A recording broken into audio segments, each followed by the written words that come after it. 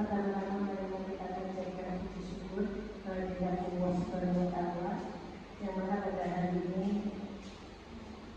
kami semuanya dapat mengikuti kegiatan diseminasi pembelajaran mendalam atau training.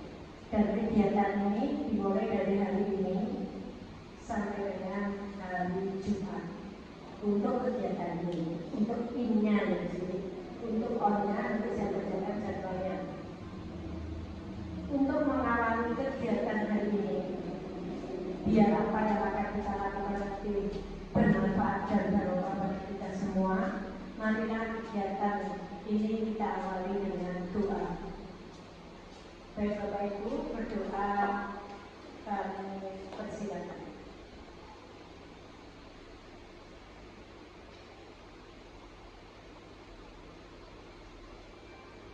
Terima kasih. Baik Bapak Ibu, saya akan menyampaikan jadwal yang akan kita lakukan mulai hari ini. Sebenarnya mulai hari Kamis di sini.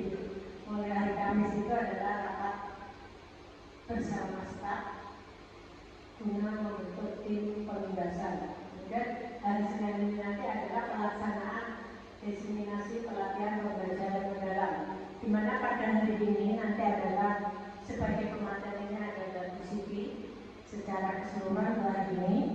Kemudian besok hari Selasa pelatihan hari pertamanya adalah tentang pola pikir bertumbuh, kemudian konsep dan kerangka kerja pembelajaran mendalam. Kemudian untuk hari Rabunya, untuk yang hari kedua itu insya Allah nanti saya sebagai pemateri. Kemudian untuk yang hari Rabu yaitu materinya prinsip dan pengalaman pembelajaran serta asesmen pada pembelajaran mendalam, dan pematerinya untuk hari Rabu itu adalah Ibu Eli Oktavia. Kemudian untuk hari Kamis pelatihan ketiga materinya adalah implementasi pembelajaran mendalam dan mereview RPP. Kemudian untuk hari Jumatnya adalah penyusunan RPP mendalam, ya, menggunakan pembelajaran mendalam. Kemudian pada hari Rabu tanggal 20 Agustus itu adalah observasi praktek pembelajaran di kelas. Jadi nanti ada kepala sekolah yang sebagai observer dan juga sebagai guru pembina. Bapak Ibu nanti di observer atau seperti supervisi, jadi seperti itu dengan menggunakan RPP yang mendalam. Kemudian hari Jumat tanggal 22 juga masih observasi praktek pembelajaran. Kemudian hari Rabu tanggal 3 September itu adalah refleksi kolektif dan diskusi komunitas belajar. Ini adalah rangkaian kegiatan yang akan kita lakukan untuk lebih mengenal tentang apa sih PM itu, ya. Demikian untuk jadwal kita selama sekitar satu bulan ini. Jadi Bapak Ibu, kenapa ini kita lakukan? Memang ini setelah kami latih pelatihan, ini wajib kita imbaskan. Dan hasil pengibasan ini videonya dikirim bahwa kita memang benar-benar mengimbaskan. Jadi untuk Bapak Ibu mohon maaf kalau meminta waktunya, ya hari ini memang kita harus mengimbaskan dengan jadwal yang seperti ini. Kemudian untuk hari ini pun waktu kami persilakan kepada Bu Siti untuk memberikan materinya. Dari saya akhiri. Wassalamualaikum warahmatullahi wabarakatuh. Terima kasih Bu Sri. Saya izin berdiri Bu Eli, Bu Sri dan Bu Aisyah. Bismillahirrahmanirrahim. Assalamualaikum warahmatullahi wabarakatuh. Alhamdulillah Bapak Ibu, hari ini kita masih bisa diberikan kesempatan untuk mengikuti kegiatan peningkatan kompetensi guru dalam rangka penyesuaian dengan pendekatan terbaru, yaitu pembelajaran mendalam. Kegiatan ini sudah banyak dilakukan. Yang pertama kemarin kita sudah mengirimkan Pak Amin untuk mengikuti kegiatan pelatihan terkait coding serta kecerdasan artifisial.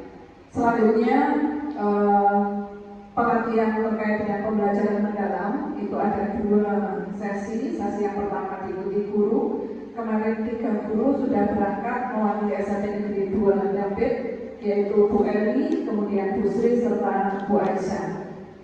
Dan yang terakhir kemarin saya mulai tanggal 2 Agustus sampai dengan tanggal 6 Agustus itu juga sama mengikuti pelatihan pembelajaran mendalam. Ada kewajiban bagi kami setelah mengikuti pelatihan, kami wajib untuk mengimbaskan kepada seluruh warga SMP Negeri 2 Dampit. Apapun kita harus mengambil sisi positif dari setiap perubahan yang terjadi.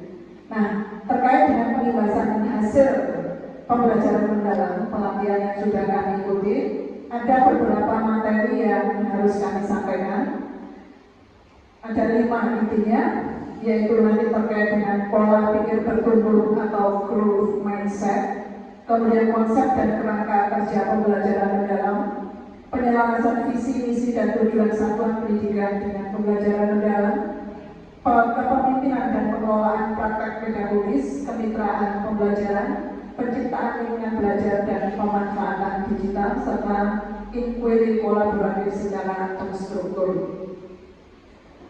Secara detail, beberapa atau 4 materi, pola pikir bertumbuh, konsep dan kerangka kerja pembelajaran mendalam, itu nanti akan disampaikan oleh Bu Eli, Bu Sri, dan Bu Aisyah. Secara garis besar saja Bapak Ibu, bahwa kita selaku guru harus mempunyai pola pikir bertumbuh. Pola pikir bertumbuh itu adalah pola berpikir cara melihat sesuatu secara positif, sehingga apapun kejadiannya itu pasti ada jalan keluarnya. Seperti yang disampaikan oleh Bapak Menteri kita, Bapak Profesor Abdul Mukti, kalau orang berpikir dengan growth mindset, maka dia yakin masalah yang hanya sedikit itu jalan keluarnya banyak. Karena itu jangan menyerah, jangan putus asa, yakinlah ada jalan keluarnya. Terkait dengan pola pikir bertumbuh, Bapak Ibu saya yakin semuanya di sini alhamdulillah juga sudah mempunyai pola pikir bertumbuh, bukan sebaliknya, yaitu pola pikir tetap. Pola pikir tetap itu ya seperti lagunya siapa itu yang aku masih, bukan Pak Bos, seperti yang dulu terus ya. Jadi jangan, kita harus terus melakukan perubahan-perubahan untuk menyesuaikan dengan kondisi terkini yang perlu kita lakukan untuk meningkatkan kualitas pembelajaran yang ada di SMP Negeri 2 Dampit ini. Selanjutnya terkait dengan pembelajaran mendalam, merupakan pendekatan yang memuliakan dengan menekankan pada penciptaan suasana belajar dan proses pembelajaran berkesadaran, bermakna dan menggembirakan melalui olah pikir, olah hati, olah rasa, dan olahraga secara holistik dan terpadu. Beberapa kali kita juga sudah mengadakan pelatihan pembelajaran mendalam bersama pengawas kita yaitu Ibu Widya Susatri. Saya yakin pendengar semua masih ingat ya terkait dengan prinsip pembelajaran mendalam, berkesadaran, bermakna dan menggembirakan. Kemudian ada dimensi profil lulusan yang jumlahnya ada 8 itu. Kalau dulu ada profil pelajar Pancasila, maka sekarang adalah 8 dimensi profil lulusan. Kita ikuti Bapak Ibu. Intinya sebenarnya sama, cuma di sini lebih dipisah lagi antara ada kesehatan ya yang terbaru itu serta komunikasi. Selanjutnya yang nanti akan saya bahas pada hari ini yaitu terkait dengan penyelarasan visi misi dan tujuan satuan pendidikan dengan pembelajaran mendalam. Beberapa waktu yang lalu ketika kita rapat, saya juga sempat bertanya kepada pendengar terkait apa sih visi SMP Negeri 2 Nampit itu. Alhamdulillah semuanya hafal dengan visi SMP Negeri 2 Nampit. Sebetulnya visi itu adalah cita-cita kita bersama. Kalau sampai kita tidak tahu tentang visi, maka hal itu merupakan semacam hal yang sudah tidak harusnya terjadi. Jadi kalau misalnya kita mengikuti dengan proses tahapan penyusunan visi misi yang melibatkan seluruh warga satuan pendidikan, pada hari ini juga sebetulnya sudah saya lakukan, cuma saya tidak secara menyeluruh bersama-sama. Jadi per guru ketika saya tanya, saya ajak diskusi terkait dengan visi misi SMP Negeri 2 Nampit, itu ada beberapa pendapat. Ada yang bilang tetap saja dengan memasukkan beberapa dimensi profil lulusan itu pada visi yang sudah ada. Kemudian ada juga yang menyampaikan bahwa sebaiknya menyesuaikan atau menyelaraskan dengan kondisi yang terbaru, yaitu adanya pembelajaran mendalam. Nah, secara garis besar visi nanti kita rumuskan bersama, kemudian ada misi serta ada tujuan. Itu terkait dengan visi, misi dan tujuan sekolah. Mengapa visi, misi dan tujuan itu penting? Karena visi, misi dan tujuan itu memberikan arah dan dasar kebijakan bagi satuan pendidikan. Bukan dokumen administratif, tapi kompas hidup kebijakan satuan pendidikan. Visi, misi dan tujuan merupakan dasar pengambilan keputusan serta strategi pembelajaran mendalam perlu diakomodasi dalam visi, misi dan tujuan yang hidup, bukan yang mati. Hidup dalam artian seluruh warga sekolah merasa ikut memiliki cita-cita itu, ikut merasa ingin mewujudkan cita-cita atau visi tersebut. Kemudian strategi penyelarasan visi, misi dan tujuan, kolaborasi bersama warga satuan pendidikan, analisis kondisi satuan pendidikan termasuk dokumen KSP, menggunakan kerangka pembelajaran mendalam sebagai alat analisis, serta rancang ulang VMD berdasarkan analisis. Selanjutnya ada indikator penyelarasan visi, misi dan tujuan.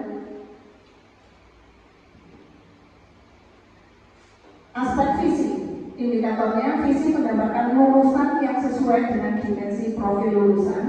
Kedua, visi mencerminkan komitmen terhadap perubahan budaya belajar.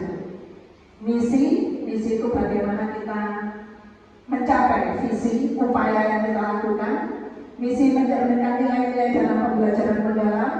Misi memperlihatkan peran guru sebagai aktivator, kolaborator, dan pengembang budaya belajar.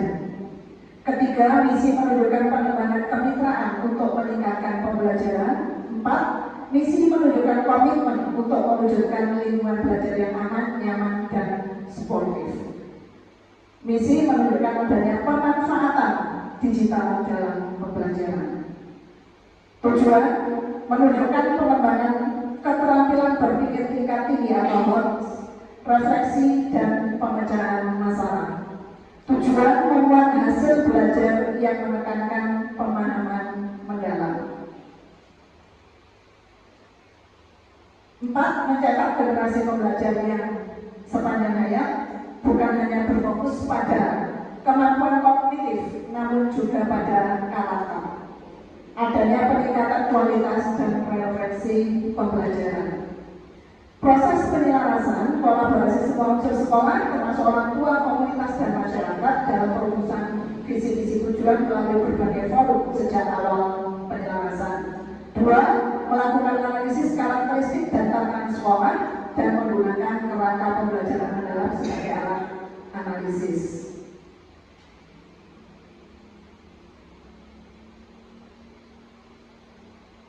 Selanjutnya, materi yang keempat terkait dengan implementasi pembelajaran mendalam.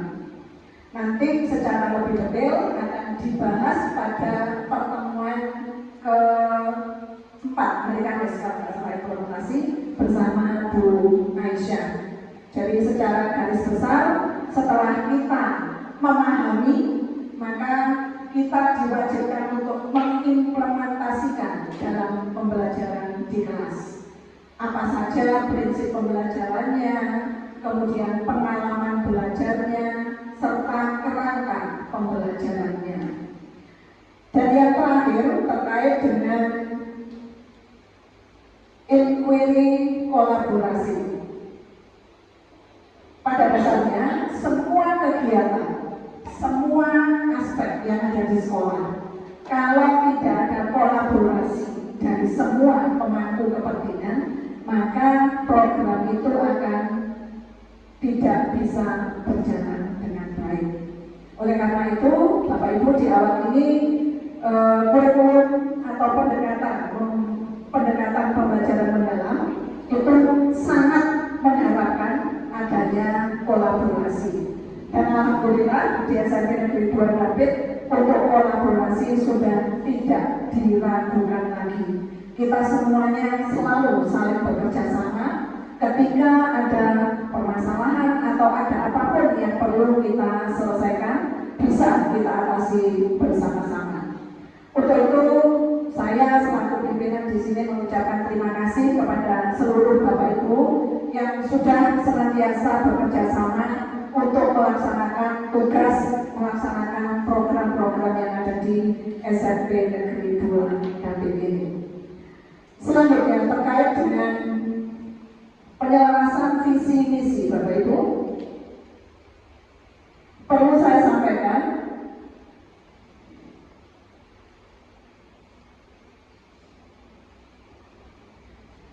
bahwa visi di SMP Negeri 2 Rapid yang semula berbunyi terwujudnya lulusan yang unggul dalam iman dan takwa, berprestasi, berakhlak mulia, peduli lingkungan, dan berwawasan kebangsaan. Itu visi kita yang mulai tahun 2022 saya masuk sampai dengan hari ini masih berjalan. Dan memang secara ideal visi itu secara rutin, secara berkala harus berubah setiap 4 tahun sekali. Istilahnya jangka panjang, karena namanya visi itu tidak mungkin langsung ujuk-ujuk bisa dicapai dalam jangka waktu pendek yaitu 1 tahun. Karena ada target, ada tahapan yang harus dilakukan untuk mencapai visi dan misi yang sudah kita sepakati bersama.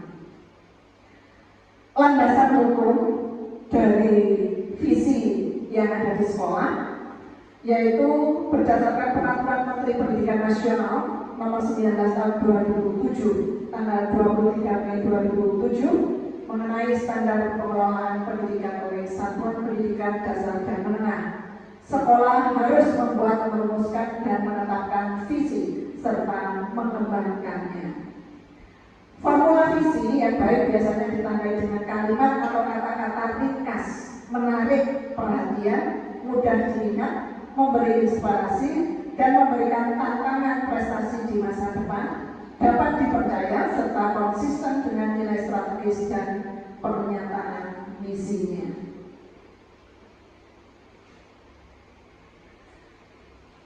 Untuk SMP Negeri 2 Rapid, dasar menentukan visi Undang-Undang Nomor 20 Tahun 2003 tentang Sistem Pendidikan Nasional. Di sana disebutkan bahwa tujuan pendidikan nasional adalah untuk mengembangkan potensi peserta didik agar menjadi manusia yang beriman dan bertakwa kepada Tuhan Yang Maha Esa, berakhlak mulia, sehat, berilmu, catat, relatif, mandiri, dan menjadi warga negara yang demokratis serta bertanggung jawab. Kerangka kerja pembelajaran mendalam meliputi praktek pedagogus, kemitraan pembelajaran, lingkungan pembelajaran, dan pemanfaatan digital, serta 8 dimensi profil lulusan. Seperti yang sudah saya sampaikan di awal tadi bahwa untuk menyelaraskan visi SMP Negeri 2 Dampit itu kita memasukkan 8 dimensi profil lulusan ke dalam misi. Terwujudnya ekosistem pembelajaran yang transformatif guna membentuk generasi pembelajar yang beriman, kritis, kreatif, komunikatif, sehat, mandiri, kolaboratif, dan berwawasan kebangsaan. Sampai di sini Bapak Ibu terkait dengan visi sekolah kita saat ini. Apakah penjelasan ada pendapat atau masukan terkait dengan apa yang sudah dirumuskan sebelumnya ini, yaitu menyelaraskan dengan pembelajaran mendalam? Mungkin ada masukan? Dia mau Pak Yudis? Kita sudah menjadi nomor 1 berprestasi dengan sekolah rintisan kegiatan. Nah, mungkin itu juga perlu diberikan satu wawasan untuk menandakan itu karena akan diteruskan sekolah akan berprestasi. Ya, mungkin yang peduli lingkungan itu harus dikatakan. Menunjukkan bahwa kita sudah pernah mencapai itu. Oke, terima kasih. Ya, terima kasih Pak Yudis. Nah, untuk lingkungan itu nanti sudah masuk di kategori dimensi sehat. Jadi ketika sehat, di situ nanti mengacu tidak hanya sehat pribadi orangnya, tapi juga sehat lingkungannya. Sehingga nanti di belakang nanti akan ada bahwa kenapa kita memilih dimensi sehat di sini, itu ada tujuannya. Langsung saja saya lihat terkait ini. Sebelum itu saya sampaikan bahwa visi yang sudah saya sampaikan tadi itu berpusat pada murid, mengintegrasikan 8 dimensi profil lulusan sebagai nilai inti, mendorong pembelajaran yang kontekstual dan bermakna. Dari visi tadi ada 8 kegiatan, 8 misi yang harus kita kerjakan untuk meraih visi yang sudah kita sepakati tadi. Nah, ini ya tujuan dari misi yang pertama, membangun budaya spiritual dan etika melalui pembelajaran yang menumbuhkan keimanan dan ketakwaan pada Tuhan Yang Maha Esa. Itu tujuannya menghasilkan lulusan yang memiliki iman dan takwa sesuai dengan keyakinan peserta didik, menghasilkan lulusan yang berakhlak mulia. Itu tujuannya secara spesifik kan begitu ya. Dari misi kemudian dibreakdown lagi menjadi tujuan. Yang kedua, menyelenggarakan pembelajaran berbasis proyek dan refleksi untuk mengembangkan penalaran kritis dan kreativitas murid. Tujuannya menghasilkan lulusan yang memiliki kompetensi akademik berdasarkan standar kompetensi lulusan, menghasilkan lulusan yang memiliki prestasi akademik berdasarkan 2 kali ya, non akademik mungkin ya. Jadi baik akademik maupun non akademik di sini. Sekali lagi saya sampaikan untuk yang kedua itu ada kaitannya dengan peningkatan kompetensi akademik, seperti itu harusnya. Kemudian yang ketiga, misi yang ketiga, mendorong kolaborasi lintas disiplin dan komunitas dalam kegiatan kurikuler dan ekstrakurikuler. Nah di sini baru yang non akademik itu yang dimunculkan, termasuk juga peningkatan keterampilan hidup atau life skill-nya, seperti itu. Jadi untuk nomor 2 itu harusnya cuma 1, di sini tertulis 2 sama ya, double. Jadi itu hanya 1, yaitu untuk menghasilkan lulusan yang memiliki kompetensi akademik berdasarkan SKL-nya. Seperti itu. Selanjutnya untuk misi yang keempat, menyediakan layanan pembelajaran yang adaptif dan personal untuk menumbuhkan kemandirian dan komunikasi efektif. Menghasilkan lulusan dari warga sekolah yang peduli lingkungan hidup. Nah, di sini muncul tujuannya. Seperti itu Pak Yudis. Jadi dalam visi mungkin tidak munculnya kata-kata sehat seperti itu ya. Itu juga meliputi hal itu. Karena nanti kalau ditambahkan lagi lagi, itu akan tambah panjang lagi Pak. Sebetulnya visi itu kan sebaiknya tidak terlalu panjang, mudah diingat. Karena kalau terlalu panjang, ya seperti yang sudah terjadi nanti banyak yang lupa.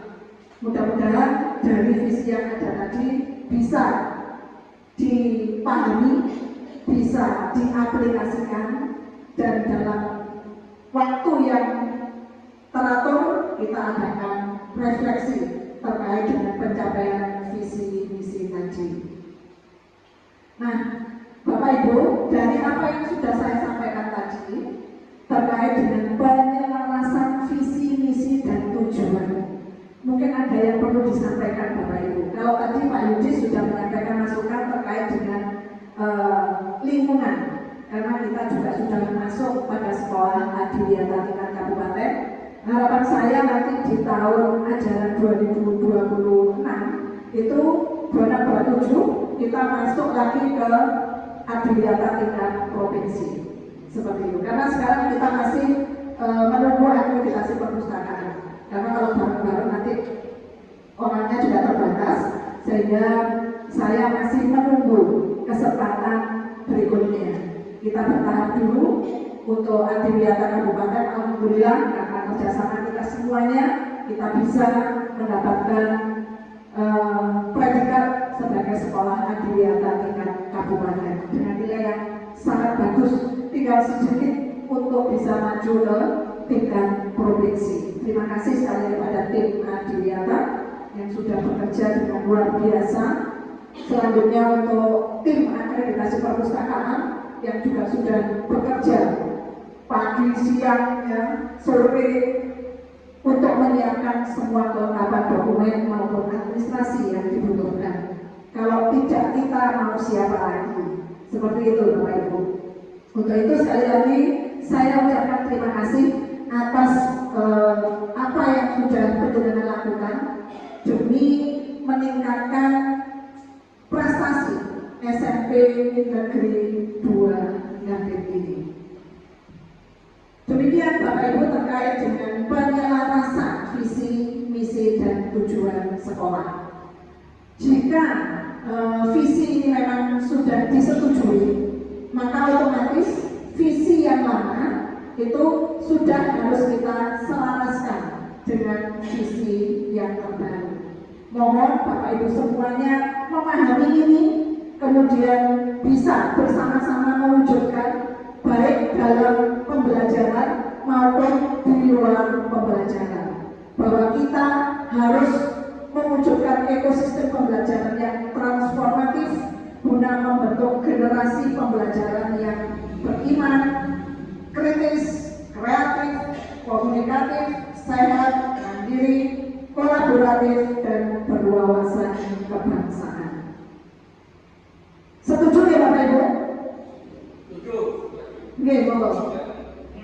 Tapi caranya sudah dimasukkan untuk mengintegrasikan digitalisasi. Iya. Transformatif. Transformatif itu kan adanya perubahan-perubahan yang bisa untuk membawa kemajuan yang baik. Nah, di situ peran digital sangat penting. Jadi tidak kita munculkan dalam visi, tapi masuk di transformatif tadi. Nyata nggih? Oke.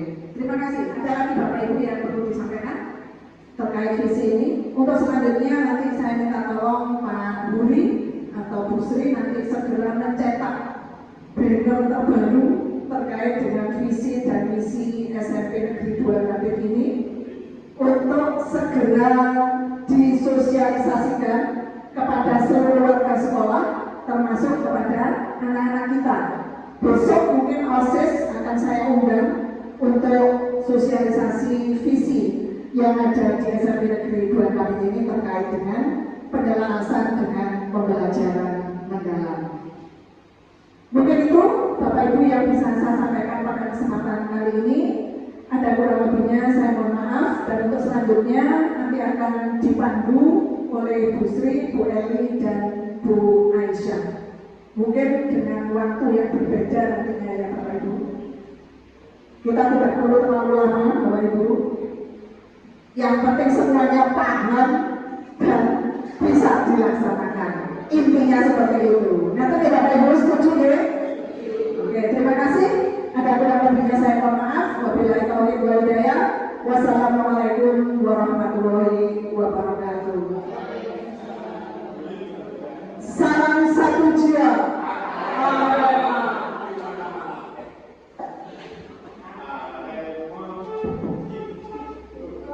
Baik Bapak Ibu, itu adalah pembahasan yang disampaikan oleh Ibu Siti, yaitu penjelasan visi, misi, dan tujuan sekolah. Dan Bapak Ibu, tenaganya dipersiapkan untuk besok-besok dan besoknya. Untuk hari ini saya kira hanya sampai di sini. Sampai di sini. Untuk besok tetap setelah pembelajaran, setelah kegiatan siswa lomba menghias kelas, itu langsung ke ruang ini, yaitu jam 12 setelah sholat zuhur. Ini sambil nanti membuat banner untuk visi-visi. Kalau bisa ada satu banner untuk cucu biasa kan.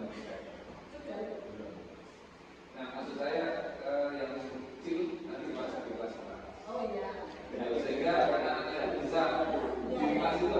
Ada lagi Bapak Ibu yang mau memberikan saran lagi sebelum acara saya tutup? Baik Bapak Ibu, kegiatan kita hari ini sudah sesuai dengan jadwal, yaitu 1 jam sudah sampai di akhir acara. Tadi kegiatan kita awali dengan doa, maka lebih baik lagi kalau kegiatan pun akan kita akhiri dengan doa. Sebelum kita berdoa, saya selaku pembawa acara mohon maaf apabila ada kata-kata yang kurang berkenan dari Bapak Ibu sekalian. Berdoa kami persilakan.